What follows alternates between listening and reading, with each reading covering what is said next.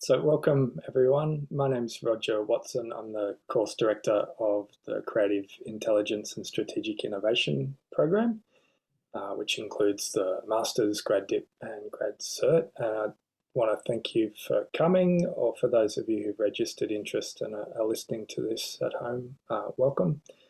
Well, UTS is on Gadigal land, and I'd like to acknowledge the Gadigal of the Eora Nation as the traditional custodians of the land that the UTS campus is on, and pay tribute to First Nations people across Australia and the Torres Islands, and also acknowledge them as the traditional custodians of the land that we're all dialing in from. So we're recording the session tonight for a bunch of people who've registered their interest but couldn't make it along to the live session. And for those of you who are here at the live session, really looking forward to having a good chat with you later on this evening. So the program tonight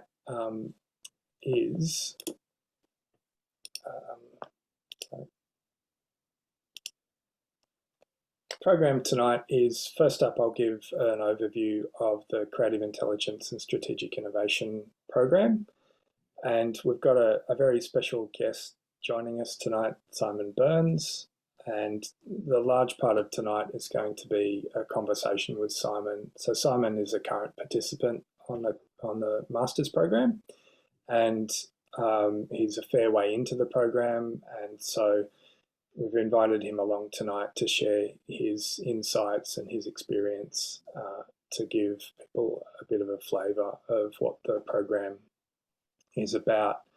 So if you have any questions that come up throughout the evening, please put them in the Zoom chat, and we'll make sure that we have a good amount of time at the end of tonight to talk through those. So we'll get into the nuts and bolts of it. So the program that you've come along to hear about tonight is a relatively new program. Simon is one of the first people to enrol in it. We started it in June 2020. It's a part-time program and runs at a master's level, but also has the option to graduate at the graduate certificate level, which is like a much smaller package of subjects, or the graduate diploma, or the full masters. And one of the reasons we've developed it in that way is that we co-designed this program with industry. So an extensive co-design program with a bunch of industry partners that we've worked with over the years was undertaken, and what came through there was a real need for flexibility. The other sort of elements that came out of that co-design program is the content of the program. So this isn't an off-the-shelf master's program or creative intelligence strategic innovation program. Every single subject that we're offering here has been developed bespoke for this program, and developed in response to the co-design process. So it's all fresh material, it's all new material.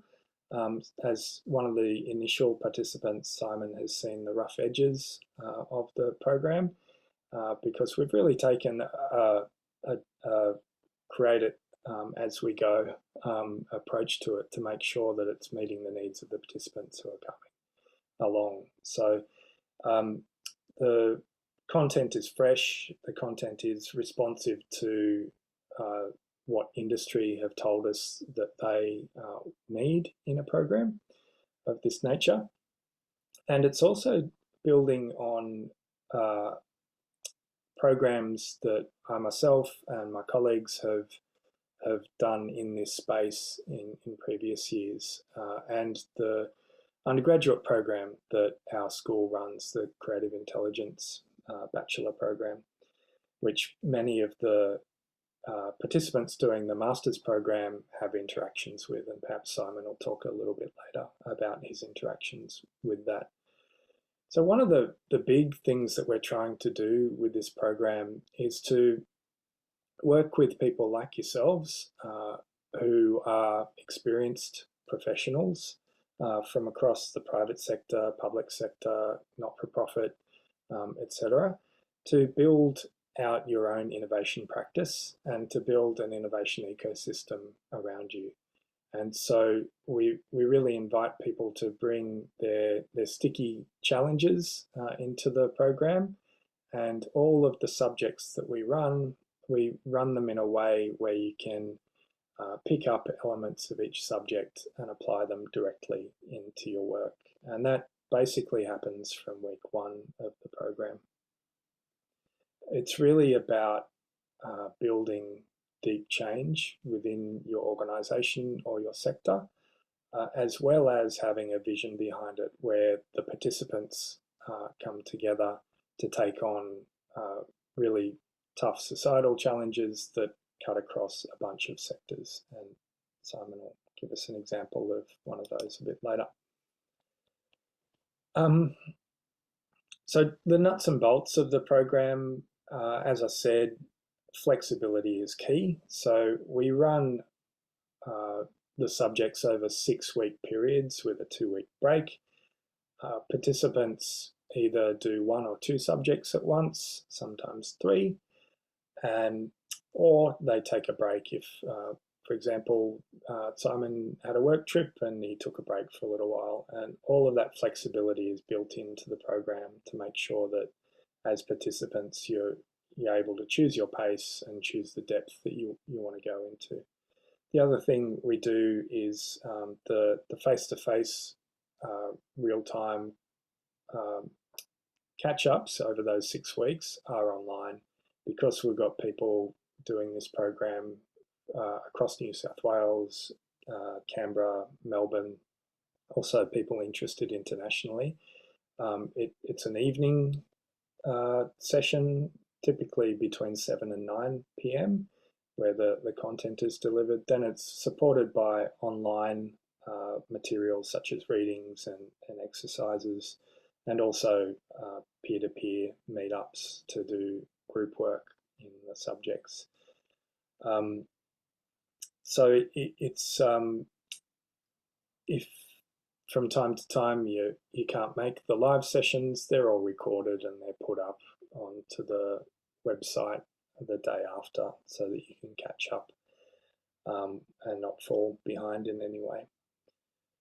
So we've really developed this program to meet the needs of industry, and a lot of the participants who are almost finished are making real inroads into building their innovation ecosystem within their organisation and really looking at big impact within their organisation and within their sector. So it's super exciting program. As founding course director, I feel really lucky, I guess, to have been given the reins early on. And as a career sort of public servant, private sector consultant in the innovation space, and having led a research centre at UTS previously, I really feel that this program is something I'm really passionate about, and the people who come onto it are super passionate as participants. The other academics that work on the program range in discipline. So the fundamental aspects of the program are around what is the notion of a discipline, what is multidisciplinary and transdisciplinary practice. Will help you understand yourself as a practitioner, but also build yourself as an innovation practitioner and build teams around you. It's about engaging with, not trying to solve complexity, finding that comfortable space of uncertainty, but uncertainty with direction, engaging with possible futures, and also build, as I said, building a network and an innovation ecosystem around you. So I think that's probably all I'll say about the the design of the program. We'll be sending out an information pack to anyone who registered. So if you're here live tonight or listening at home, you'll get an information pack that'll go into a bit more detail about the structure of the program, what are the subjects, we've got all of the subjects listed, and the sort of the cadence of it all as well. So here's just a couple of little testimonials from some of our current participants who also started alongside Simon. Someone from the private sector and someone from the public sector, and really just talking about their experience with how the program so far has helped them think about and engage with innovation at their work. And indeed, in the case of Carl, make quite significant career changes that he would say this program has helped him make, which is also great. So, Simon, I might introduce you now. So Simon, as I said, is one of the first people to join us on the program. He is the Chief Commercial Officer at the Port of Newcastle, and has been really has really taken the program into his organisation. And you'll hear, I guess, he'll say it better than I can about the impact he's having with the thinking and how this program's been helpful. So, Simon, welcome, and thank you. You're not in Sydney. But yeah, over to you, and I'll ask some questions. But no, thanks very much, Rodger. So the Port of Newcastle is located on the traditional lands of the Awabakal and the Worimi people, and I pay my respects to their elders, past, present, and emerging. And we have a lot of engagement with those communities. It's a natural place where I think the Indigenous people in this region were the first Indigenous people to use coal as a cooking source, and many other forms of technology, which is enshrined in some of the work we do today. And we're committed to making that a central focus of opportunities in the future. Thanks, Simon. And yeah, thanks again for being here. So what brought this program to your attention, and why was it a good fit for you? From a personal perspective, it's my strong belief that if you are going to survive the age of AI, you need to be bringing something else to the table, right? And my view of that is it has to be creativity. You need a way of thinking outside the box, doing things differently. From a business perspective, that feeds directly into how do you create a sustainable competitive advantage in your strategy. And gone are the days where any business, including our business, could just open the doors, do what it's done for the last 220 years, which is how long the port's been around, and still continue on as one of the world's most efficient export supply chains. And so our greatest asset as a business is our people, and we have fantastic people. Some have been here for many decades, some that have probably come in the last 10 years. And we're continuing to recruit and have been for the last 5 years.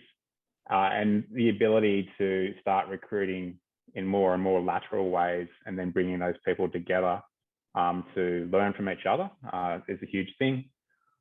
It gives people that sense of belonging and sense of progression in their careers. And I think that quote from Carl, that ability to allow people to reimagine what they could do. It's not a job, it's a career. What my career look like is hugely empowering for those people. So yeah, I kind of just had a gut feel, I guess, that this is the right thing for me. But I was very, very lucky that it was. And maybe just one last thing. So I guess when I probably first started, some of those things that you mentioned, I know we'll talk about this in more detail in a minute, about being comfortable with complexity and all that kind of stuff. I was like, yeah, Rodger, that sounds good, but I need to make this concrete.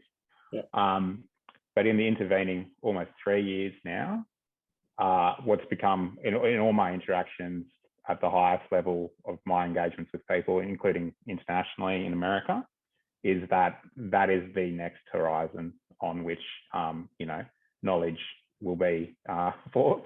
And all this stuff around best practice, which is necessary, but it's not sufficient anymore to be at the cutting edge of what you do. Yeah.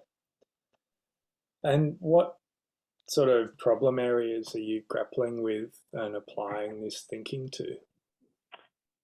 We have some pretty concrete issues around markets and whatnot. But I guess what we were trying to do is maybe go back to the future. And the port's always been a gateway for the regions of the world. It's been a facilitator of opportunities for people right out to Dubbo, right up to Coffs Harbour. There's a whole region of people that rely on the port.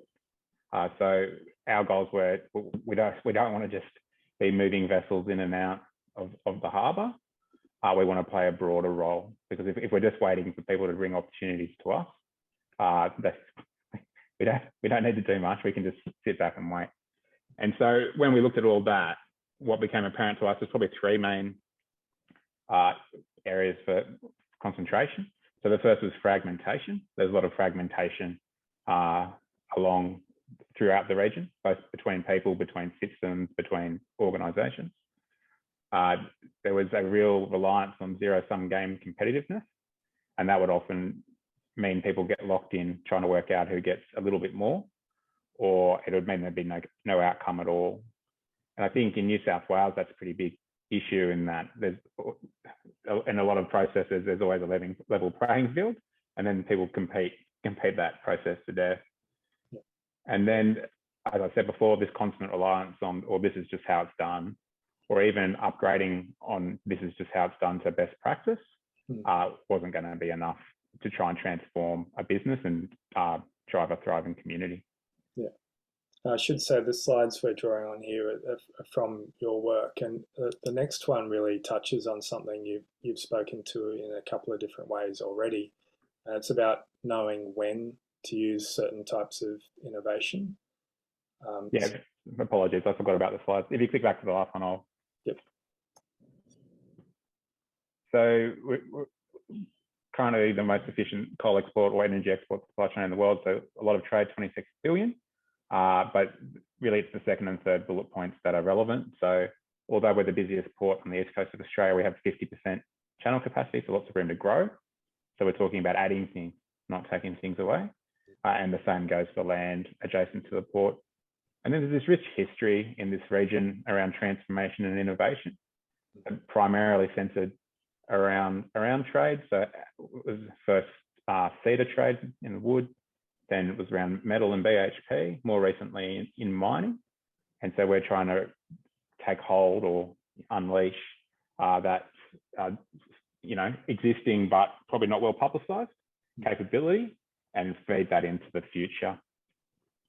Which is a really exciting place to be, and it uses a different logic to business as usual, which I guess is where you're coming from in this slide. So and so it's a funny one. Like the trade in the region's never been stronger. That's both in the coal trade and or other trades. And so a lot of people say, well, why don't you just keep on doing what you're doing? Our strong view is you need to innovate from an opportunity, not wait till you get to the bottom there where it's a performance gap. So we've got this opportunity gap at the moment. And if you click over. When I first started 3 years ago, we have this opportunity, but we were stuck. We had a bit of a paradox. And so in that first year I started, we shipped more trade by volume than any other year. But we didn't talk about it. And if we did talk about shipping coal, then it offended ESG related objectives and investors. And if we talked about changing coal to do something different, it didn't offended all our existing customers. And so what we found, where we're stuck in this paralyzed in this strong commercial and paralyzed in this paradox. And there was no communication flowing one way or another. we just click over. And I should say that the paradox is something we spend a bit of time across a number of the subjects dealing with and sort of addressing and walking around. And a lot of the subjects are about identifying where there is a paradox, holding things in place, and then what do you do about that? So could you talk us through your approach to that, taking on that paradox? So once we'd identified those three primary drivers of the paradox, being the fragmentation, zero-sum game, and this is just how it's done mentality, we knew we had to do more than just something ourselves to be able to get us unstuck. And so what we sought to do is determine what are the multi-dimensional drivers for success, and not just for us, but for that broader role as a facilitator of trade or opportunities for that region that I spoke to. And so once we unlocked that, and then we started thinking about, well, what are the societal, commercial, and ESG benefits of diversification, adding new and additional trade in to fill that capacity, to start making better connections between people, to grow the pie rather than the slice of the pie, and allow people to sit comfortably with, there is no right way to do this, we're just going to have to give it a shot. Once we started talking about that, I guess it's loosened people up enough to start thinking, well, why can't we do it? Yeah.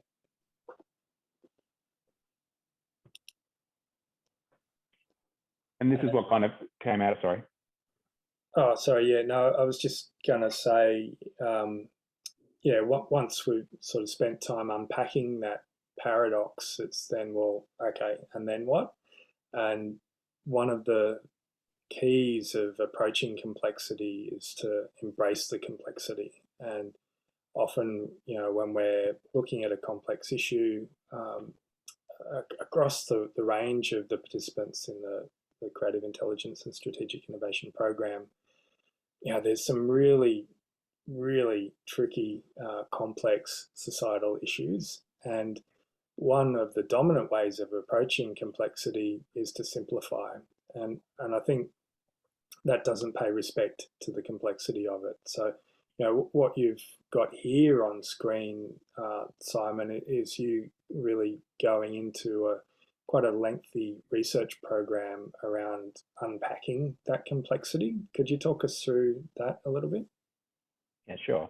And so this is actually a direct output from my participation in the first lab that we did as part of the program.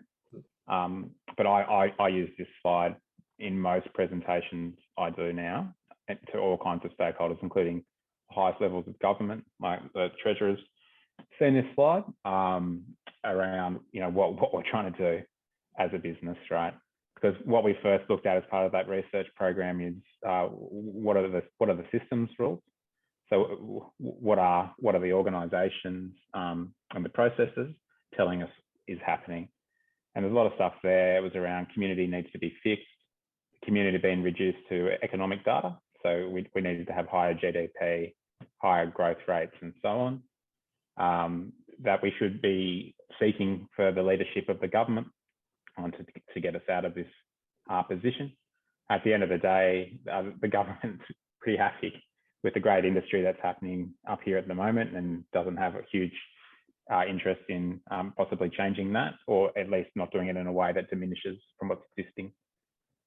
And then this thing about wait for others, the biggest outcome, I guess, from all of this is how do we get people in that region to take agency for that future?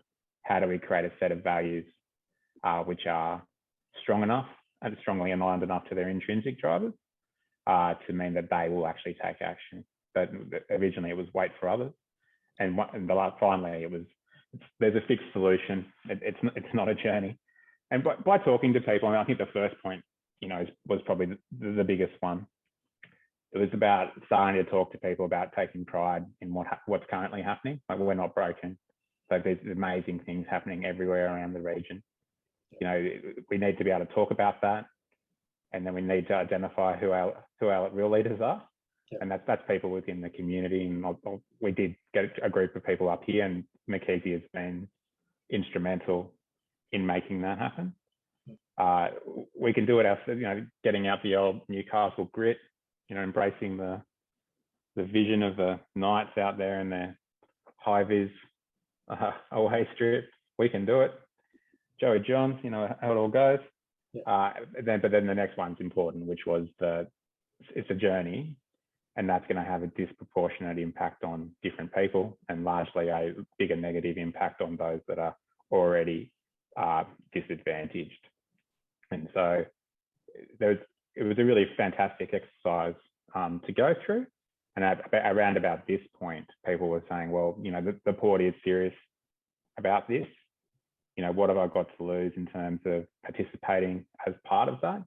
And then eventually, I actually want to be part of this, and I want to be able to tell you what I think the values should be. And, I'm going to do something because we've got kids or, kids or other people all living out throughout that region. And they want a brighter future for those people. Yeah, and that's probably another aspect of, what we're working with you guys on, particularly in the lab series. And I should say the lab series is the self-directed research program that takes 2 years or 18 months and happens while those evening classes are happening. And some of the just basic principles of that are mapping your paradigm. So in the first lab, which Simon's talking about, it's about really understanding what are the hidden rules versus the explicit rules of the paradigm or the game that you're in or the sector that you're in, and getting to that through a bit of document analysis, but more importantly, getting out and talking to people. So as a former public servant in the justice sector, I could really see across a number of departments that policy was made not by getting out and engaging with the community and working out what's at stake, but by sort of copying and pasting from other jurisdictions and pretending that was sound policy making. So what we're working with Simon and the participants doing the lab series is to tool them up with methods to go out into the communities that they're working in and engage people and really find a deep understanding of what's really happening in the life world around the issue that they're looking at. And Simon, you mentioned before, and it might be a bit later, I think, in your slides, but you mentioned one of the ways that we worked with you in doing that was convening a bunch of your peers to look at the data that you'd gathered through those interviews, but also to convene some of the people that you've interviewed into a productive studio space to engage in the thinking together. Yeah. So maybe 2 points there. So the direct analogy to what you're speaking about with the Justice Department is it certainly was happening here as well in our system as well. And it was like these cities around the world had gone through a transition largely from steel, and this is what they did. So that's what should happen here in the Hunter. And when you think about it logically, there's no surprise that never really got any traction. And we probably made more traction in the last 2 years than that had been happening for the last BHP shut in 1999. But sorry, that's an aside. So yeah, it's coming together around the connections is the most important point, and a real life opportunity to practice that transdisciplinary approach, in a no risk, really friendly environment. Rodger mentioned before, there's the lectures, and no offense, Rodger, but it's often the discussions that happen either after the lectures, which Rodger's a part of, or the smaller group discussions that happen at another time that week that are the most powerful. And in one of those groups, I had someone who was running his own steel manufacturing business, and then we had someone from Transport from New South Wales. I've been in groups with people in the care industry, placemaking, defence, and you'd be able to rattle off all the ones I'm forgetting. And you do, given the small, 'cute structure of the course. It doesn't take long to get to know everyone. What is the normal intake size, Rodger? Oh, yeah, it ranges from quite an intimate group of 6 people joined us earlier in the year through to 20 was our biggest one. But we try to keep the numbers intimate because the peer-to-peer learning is really super important. Yeah, and I noticed as we've gone through the program, you kept maintaining that transdisciplinary aspect, but then you also had a different form of diversity in terms of people who had been there for longer. And because some of this stuff to me was a little bit daunting to start off with, like I was stepping into a new area. And I think that once again goes back to that ethos. And I think this is probably my favorite moment, so I won't say too much about it. But the, permission, you give yourself permission to do things that you otherwise would just go, no, that's crazy.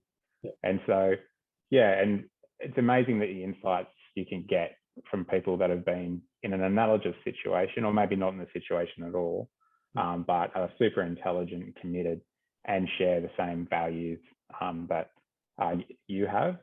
So I think the ultimate idea is to create the McKeesey ecosystem, and it's steadily growing.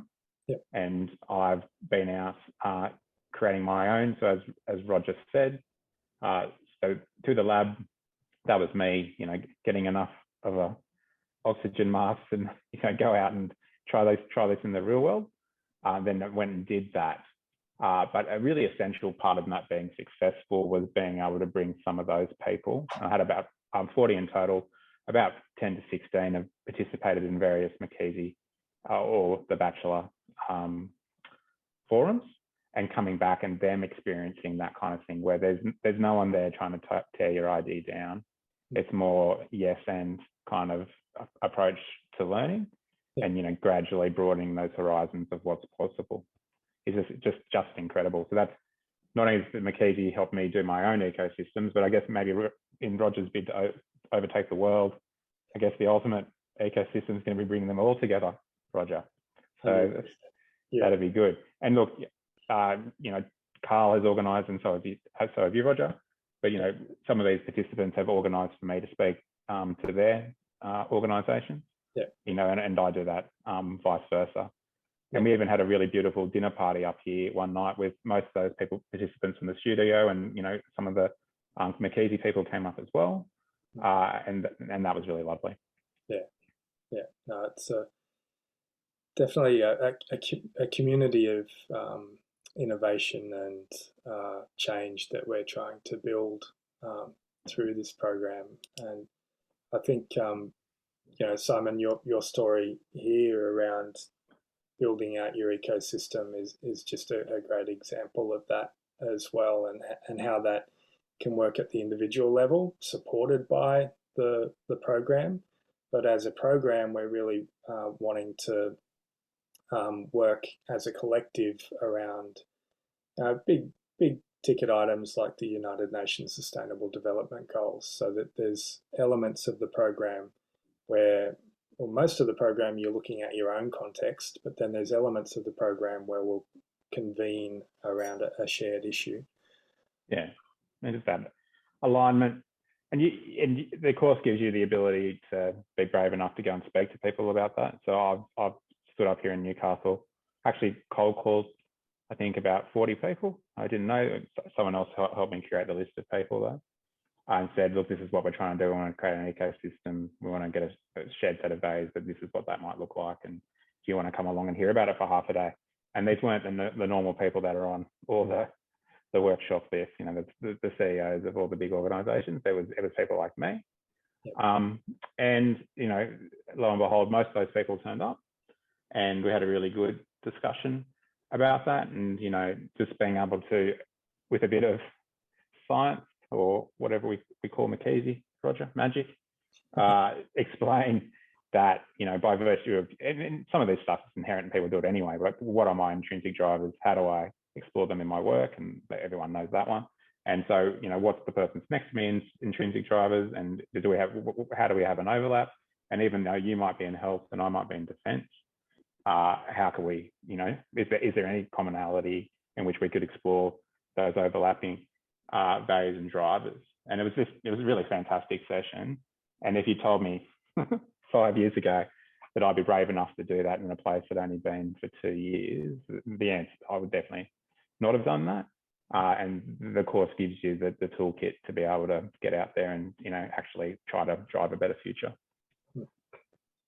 And there's some exciting things happening in Newcastle, and the port has a role in that. Could you talk a bit to this slide and some of the stakeholders that you've gathered and sort of where some of the thinking is headed?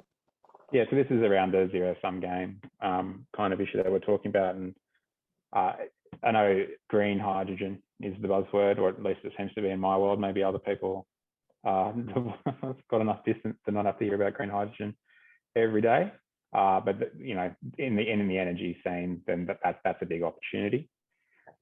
And so a lot of people are saying they want to do this and that, and they've got, these are the 4 people are going to do it, and they're going to produce this much and all that kind of stuff. But we wanted to take a step back at the beginning and kind of do the framing exercise that we learned through this course.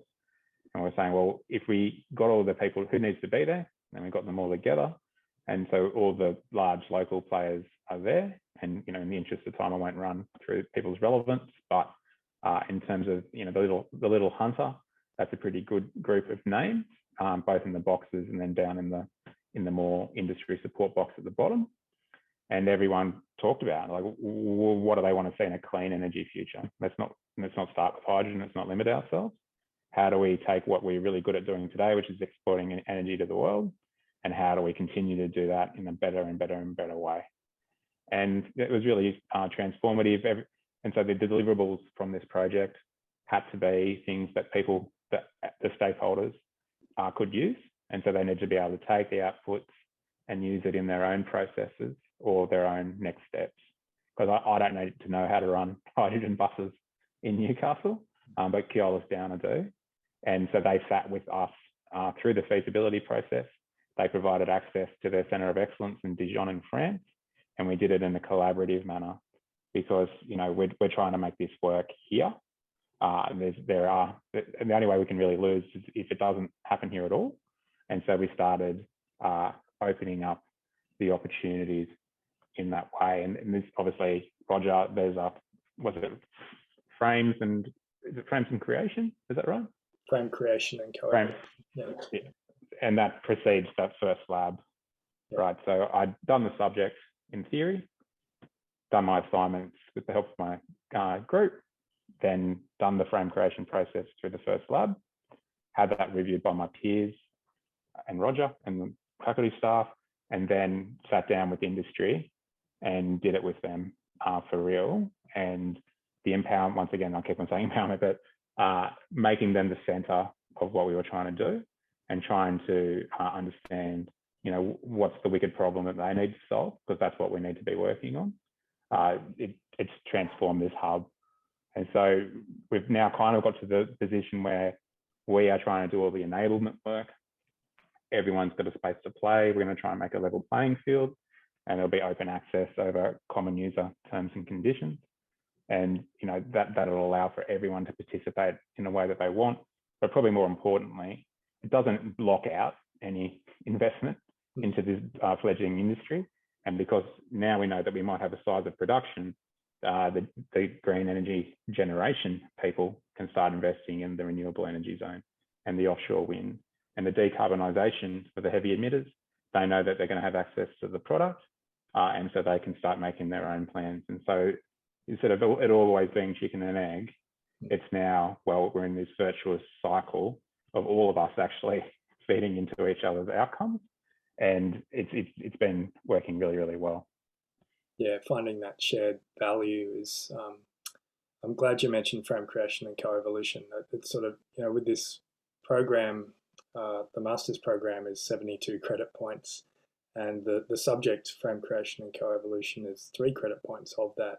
But in a way, like some of the other subjects, it permeates across the whole program. And framing, I guess, really briefly, everything is within a frame, and sometimes that frame isn't productive anymore, or it's not getting you to where you need to go to. So the subject that Simon was talking about there before is a process that's been developed in academic and real life situations to move from the existing frame to a new frame. And it's a body of work that I'm particularly passionate about. I started working on it 13 years ago and have used it as an academic, but also as a practitioner. So yeah, thanks for mentioning that, Simon. So yeah, you talked a bit about I guess, the broad impact that that is happening as a result of this work. If we could zoom back into, I guess, the thinking that you've been doing and also the impact that it's had on the port, so that the teams that you're building there. Yeah, so I think that frame building exercise in terms of our team, one, it gets them starting projects how we should be starting them, which is talking to our customers, right? So it has to be outside in. We need to know what they need to solve. And I agree that frames often become unproductive. The other issue with even a productive frame is if you're trying to solve a problem in the same way as everyone else, even if it's productive, you're just competing to get to the productivity frontier, right? And you might be able to shift that out incrementally, but it's always going to be a competition. So how do you get that sustainable competitive advantage? And building those partnerships with customers early is probably the key to that, I think. So we, as I was saying, we get people to sit down and work out who needs to be there. We get them to run through the framing process. We set up a transdisciplinary team. So in my little, in the commercial team in the energy space, I think we have a finance person, we have an engineer, we have some data analysts, we have legal, and we have some strategy specialists. The one person we don't actually have in the commercial energy team is a commercial person, and that's done intentionally, because at the beginning, what we're trying to do is work out what do the customers want and what experiments can we do to start testing the viability of those ideas. So we ideate and then we incubate. Then what we're trying to ultimately do in the energy diversification space is bring a new form of technology to an existing customer base. So we ship energy to Japan, Taiwan, and South Korea. They have a need for new energy. We have the capability to produce that new energy. And so we're actually in a really, really strong position. But that's actually a data-led kind of project rather than, an import-export project or flying over to Japan and say, I want to sell you some energy type project. And the team working together in that way has been really instrumental. Obviously, chucking all those different people into a room and saying, rightio, unleash your transdisciplinary magic. It's not that easy. So we, up front, it's really important to talk about this not taking away, but this is adding into what we're currently doing. So that's important. We run through this process here. I think this one's from the practices and methods and practices, is that right? Or yeah, practices and transdisciplinarity. Yeah. Right. So that little one in the middle was the value principles, methods, and actions. So we talk about the values. We get everyone to put them up there. I love this little tool. This came out of that course. It's a really simple tool to use. So the values obviously sit at the top. What do we want our values? What are our values today? What do our values need to be to secure this new opportunity? And so the principles, I guess, is really strategy. And then the methods are the processes and the actions are the actions. And so we make sure that we are united around our values before working through our strategy and then our methods of working with each other and who's going to do what action. And we start building this pathway from our existing business to that new opportunity. And that new opportunity is defined by a customer want or need. And so we've done this, we did that on the hydrogen. We're about to start it on some other clean energy projects. It's been completely transformative. And what it's meant for our business, although I don't want to get too excited, and please don't send this video to my boss or my board, But it's getting to the point where there is a world, right, given all the technological advances, where ports, probably might not be sending that many vessels around the world. I know that seems strange to say, but it's certainly a possibility. And maybe Australia will go back to the time when they're not sending bulk commodities or products, but it's not sending 1,000 vessels of one thing. They're sending 100 vessels of value-added manufactured goods coming from the hunter. And so what we really need to do is start setting up the adjacent opportunities around that trade opportunity and enabling people. And we don't need to capture all the value in those opportunities, but we need to enable people to be able to start those adjacent industries around what we're setting up as a core. And I think by virtue of talking to these people, so we've, on that hydrogen space, some of our key partners have been the university up here and the TAFE. And I went out to, have you been out to the Tonsley site in Adelaide? No, I haven't. No. So the old Mitsubishi manufacturing site out there. And what they did there is they kept the roof of that manufacturing building, and then they've co-located a range of different clean energy, predominantly industry underneath. And then at one end they have Flinders University, and at the other end they have the TAFE. And so they have 8,000 students coming through those two organisations, and they have 2,000 people working between them, like all co-located on the same site. And that kind of thing, is a long, long way from us saying that we want to repurpose the BHP admin building to facilitate some new form of trade, right? And so it's a gradual transformation of the business and gradually pushing back the horizon of what might be possible. Yeah, and I guess a couple of key words come to mind just as you're talking about where that narrative has landed. And I mentioned about embracing the complexity, not trying to solve the complexity, and being comfortable with uncertainty as well. So in a sense, you're taking on that role of helping to navigate the complexity within the hunter region, and you can't do that if you're trying to problem solve everywhere. So I guess for those people listening, it's this is about strategic innovation. It's not about coming up with the latest app, although an app might be part of the solution suite, but it's really about creating a portfolio, as you can see at the bottom of Simon's screen there, a portfolio of actions that are aimed at creating that deeper value. Yeah, and sorry, in applications to the hydrogen space, I told you I hear too much about it, so that's all I talk about. Yeah. But if everyone's going to sit around waiting for the best practice way of building an electrolyzer to be able to hit the target cost, then no one would do anything to 2030. We might as well just pack up and come back. Yeah. And so you can't apply best practice to this problem. You have to be comfortable with those multiple options. And we're going to sense, probe, respond. Rodger, am I getting that right? Still not too dusty. Yeah. And you just need to keep on trying. And that's the experimentation part of that. But if you're standing shoulder to shoulder with an ecosystem of people whilst you're doing it, and we're all learning, and they're teaching you what they've learned, and I'm teaching them what I've learned, then it's not about failing fast; it's about learning fast. Yeah. And so when applying these types of methodologies, when the technology or the know-how is concurrently being developed, and that is why that ability to deal with complexity it's the future.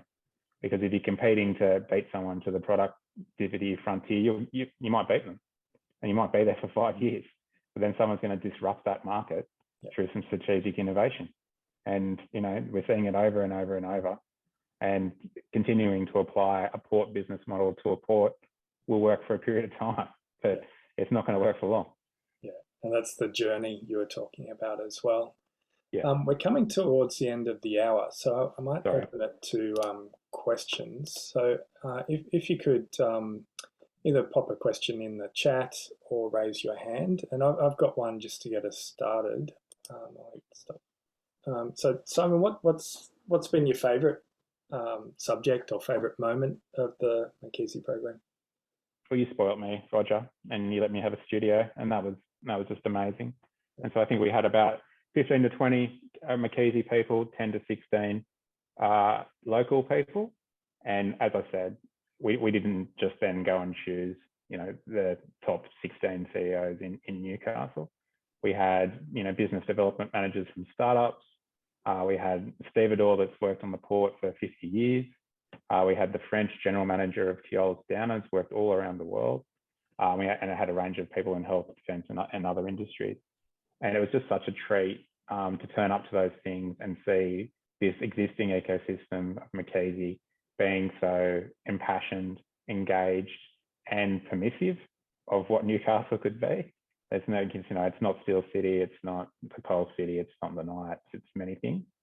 And any kind of future is possible, but people have to need to want to be the agents for that future. And so, as I said, I was just, Rodger mentioned at the beginning, I was in America for 3 months for something earlier this year. And the highlight of that trip for me was bringing my 10-year-old across for a little bit and just showing her some things over there around, well, this is the big wide world outside of Newcastle, and seeing her eyes open up and say, well, maybe one day I'll come here and I'll do this and I'll do that. And I truly, truly believe that if you can't get people to authentically engage with a strategic ambition, which is sized to either the threat or the opportunity, then you're wasting your time, because there's no point doing something that's going to be a half solution, half opportunity, or a half fix. It needs to be that big thing, and people need to believe it. So the McKinsey program, empowered all those 16 people. I think maybe 2 or 3 of those people work at the port, but the benefits are that now every time one of those people have something that they're doing, they invite either me or one of those people along, and we're all talking to each other, and what are we learning, and what are you seeing is happening here, and I've heard about this opportunity, would that work for you, and would you like to do this?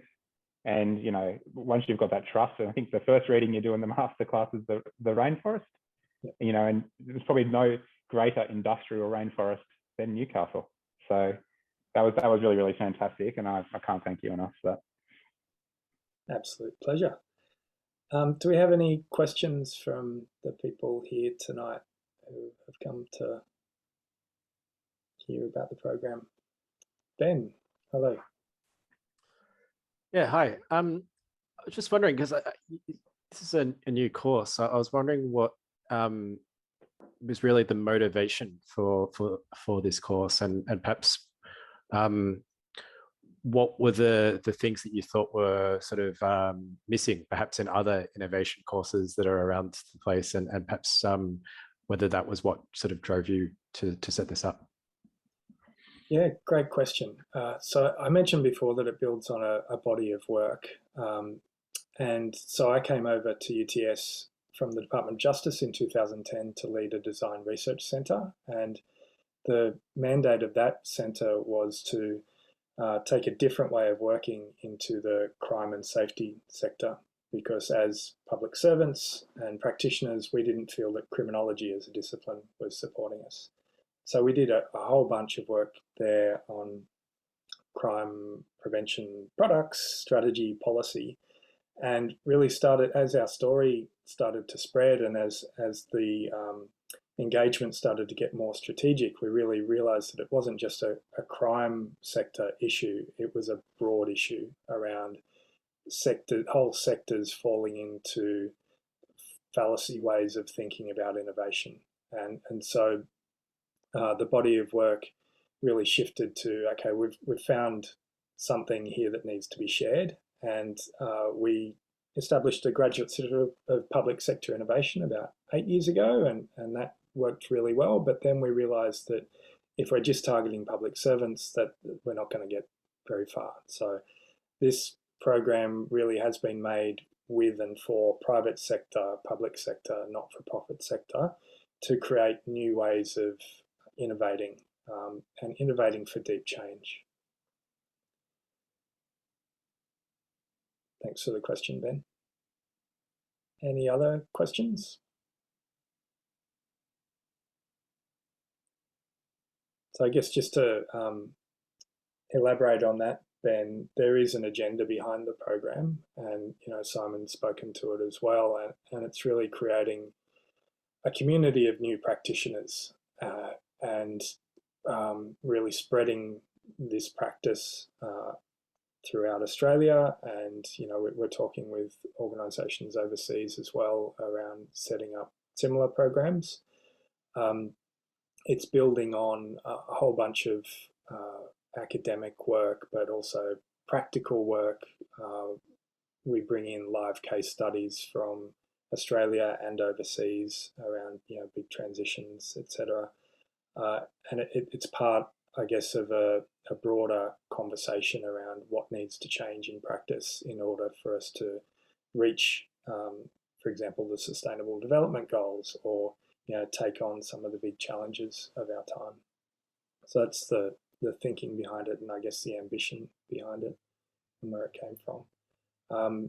And the participants on the program range from people working at a local high school out in the western suburbs of Sydney, through to people developing change programs within defence or insurance, human-centred designers, given my own background, and Case Dorst, who's the founding professor of the program. We both come from design. So naturally, there's a bunch of human-centred or service or systems designers who are engaging with the course as well. But essentially, who we're hoping will join are people who either suspect there is a matrix or can see the matrix and want to be able to harness the matrix, which is a sort of a nice analogy to probably end on tonight. So thanks for joining us tonight, and thanks for listening at home. The next intake commences on Tuesday the 13th of September with our masterclass. The masterclass is the first subject of the program. Applications close on Tuesday the 30th of August. If you'd like to speak with us, if you have any questions, please contact us on innovation@uts.edu.au, and Sarah is available to have the initial conversation. I'd love to speak with you as well if you'd like to. Again, thanks for joining us tonight, and for those of you listening at home, good night and good luck.